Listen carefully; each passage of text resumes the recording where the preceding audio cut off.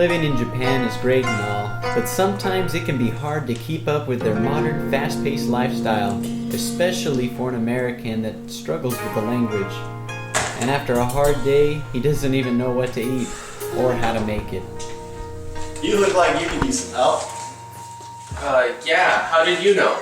Yeah, I've been there, done that. And who are you? Masaki desu. Fioni desu. Welcome desu. Yoroshiku onegaishimasu. Well, I'm Jacob and I just moved here. Oh, so he's the new kid on the block. Never fear. We've lived in here for a long time and know how to survive in Japan as a Medikajin. Well, I keep telling people my name is Jacob, but they keep calling me Gaigokujin. That's foreigner in Japanese. Oh, that makes sense. Well, today we want to teach you the ins and outs of Japanese cuisine. In Japan, life's all about speed and convenience. So today we're going to teach you a few simple meals even an American can make. Waku waku desu! I hear that's how you say you're excited in Japanese.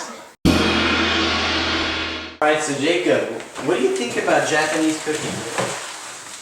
What do I think about Japanese cooking? Well, I love Japanese food at restaurants and stuff, but I don't have enough money to eat out all the time, and I'm pressed for time. I'm super busy and I have no idea how to cook it myself. Yeah, no, I agree. Sometimes I feel that way too. Yeah, no worries, Jacob. That's what we're here for. Yeah, so we're going to teach you how to make a few simple meals, you know, some things that are easy to make and that are really delicious. So you're going to like it. But what are some of your, when you think Japanese cooking, what are some of the foods that come to mind? Oh, well, I love Japanese curry, and I also like mabo tofu, I like pot stickers, and I love sushi. You know, I'm glad you brought those up. Those are really good foods, and some of those I think we're going to make today. But the funny thing, you mentioned those different foods, is that mabo tofu is actually a Chinese dish. Oh, really? Yeah, originated in China, and the Japanese adopted it, and they kind of took it away and made their own. Same with curry. Where do you think curry came from? India. Right? Yeah. But Japanese curry is much different for you guys. If you guys have had Japanese curry, right? What do you think about it? Oh yeah, it's definitely a unique flavor. Different take on it. It's sweeter, yeah. So it's much different. The cool thing about Japan is that, even though at some point in time they were an isolationist country, and they didn't take, they're this own island, and they don't take in too many foreign ideas, but they actually have, before then and after, since then, taken all these different foods from other countries, kind of like America, except they put their own kind of flavor into it and make it their own. So it becomes a kind of an original Japanese dish. Oh. So it's pretty cool. Yeah. And what are some other things you guys know that have, maybe come from other countries? Well, I thought Japanese food and most Asian food, isn't it just weird stuff like bugs and frogs and but No, that was so last century. oh. So yeah, and chopsticks. I don't think they originated in Japan either.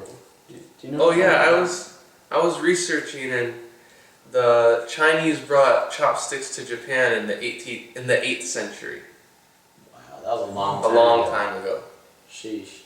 Before that, they were eating food with their hands. Ew, that's disgusting. Who would do that? Well, I guess if you don't have chopsticks, and they certainly didn't have forks, what else are they gonna do? That's pretty interesting, yeah. So, but we're gonna teach you some good foods to make, and one of the other original dish to Japan that actually came, adapted from an actually Mexican food was taco rice. Oh, is that like octopus and rice? No. Taco does mean octopus, but that's referring to tacos. Mexican tacos. But basically, at least what my friend told me, I had some taco rice in Japan. It was really good. And basically what they do is, instead of a tortilla, they just put all the taco fixings over on just on top of rice. And it's super good. Sounds good. Yeah, and I heard it actually originated in Okinawa.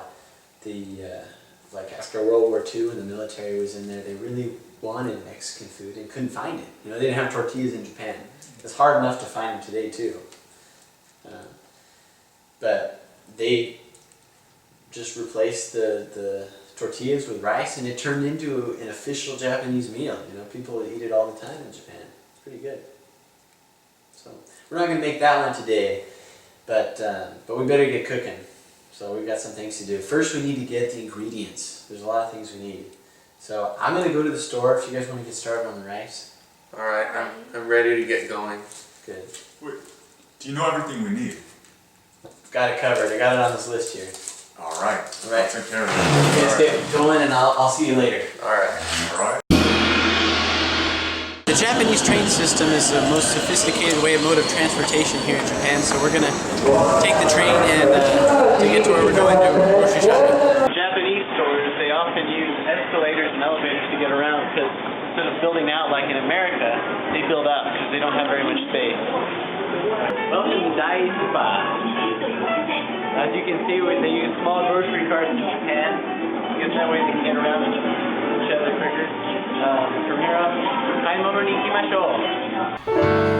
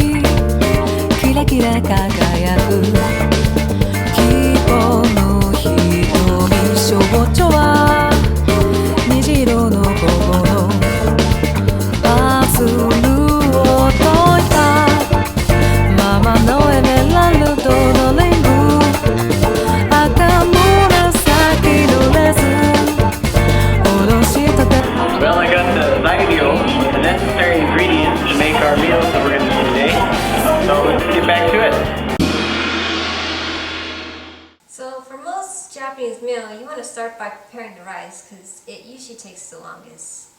In Japan, rice is a staple food like bread is in America. So much so that the Japanese call their meals gohan, which translates to rice. Before rice is cooked, it's called kome, and as it goes through the process and becomes a finished product, it's called gohan. So what we're going to do here is probably take about 5 scoops of rice because we're pretty hungry and I'm pretty sure Misaki is too.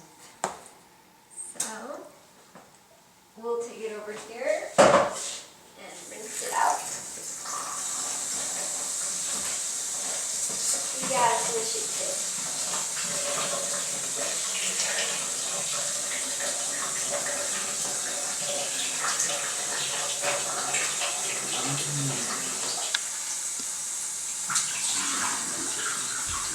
You might want to do this a couple of times.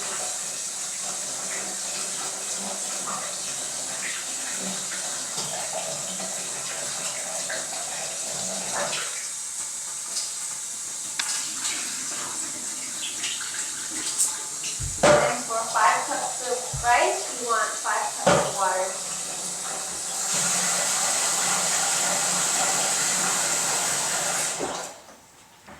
And you can put it in here, shut the pot, and press cook. And that's all you need to do. And this should be ready in about 30 minutes, so we could turn our attention to the rest of the meal.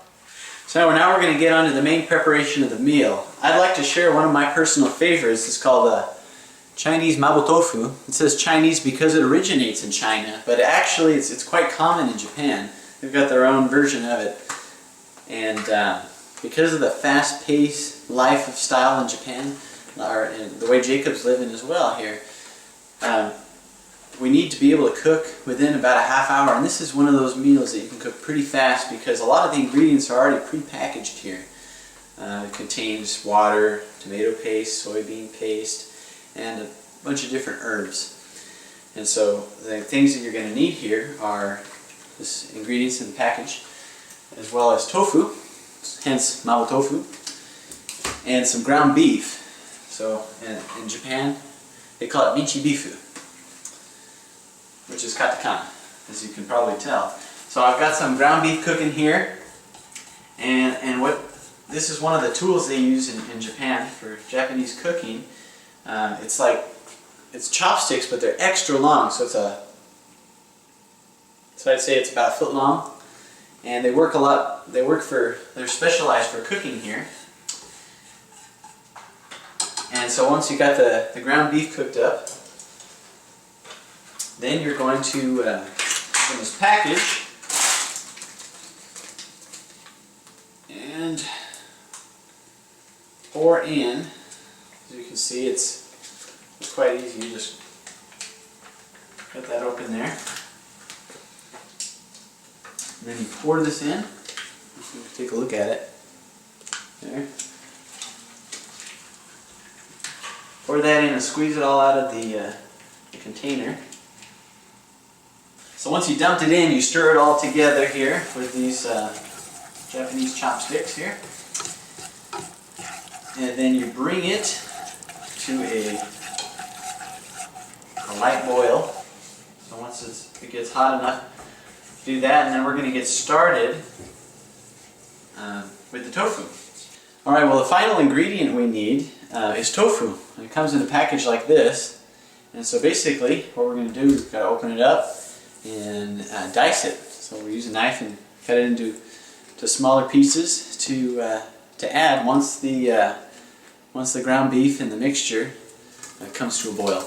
All right, so once we've got the minced beef, ground beef boiling with the mixture here, we take our cut up tofu, and then we put it in there. We mix it in. Gonna lower the temperature a little bit, and as you can see, Jacob's here.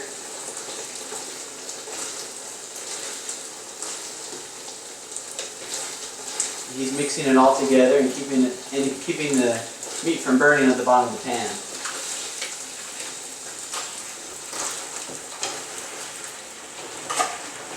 And if any of these chunks came out a little bigger than we wanted, you can just cut them up a little bit with the chopsticks. So once you've added the tofu, what you got to do is mix it all together and bring it to a simmer. And you got to simmer for a few more minutes. And then, this is how it should look, and you're finished and ready to eat.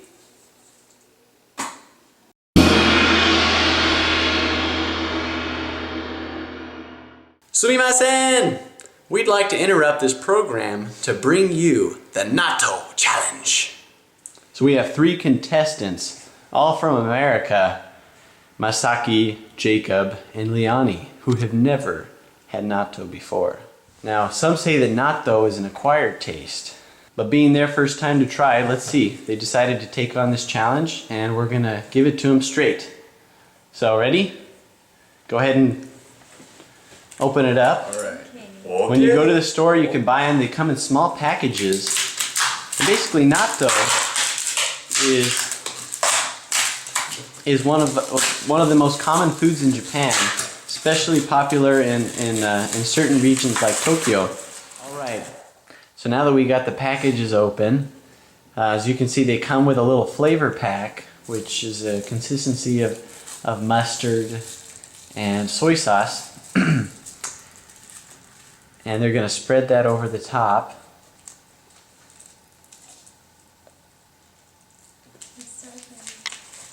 Let's see.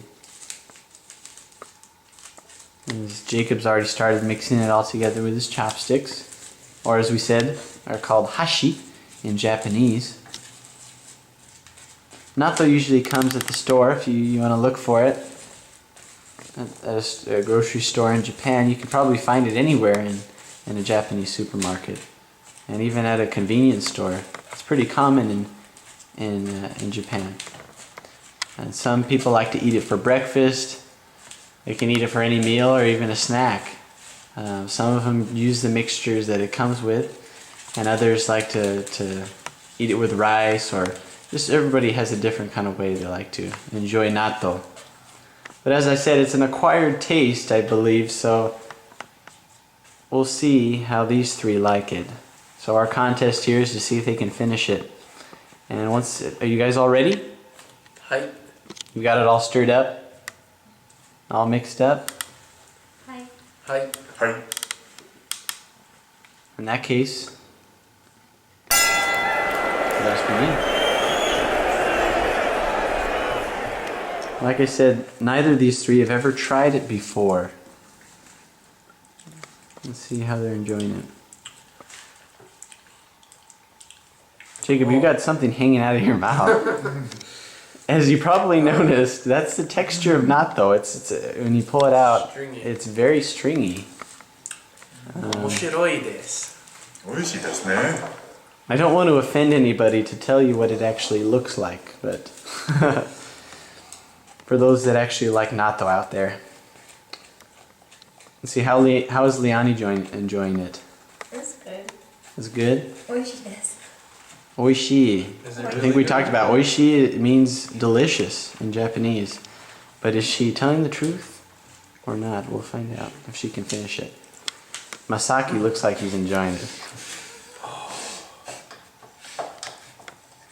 Can you compare the taste of it? What does it taste like to you? Anything you've ever tasted before? Tastes like beans. It's quite unique.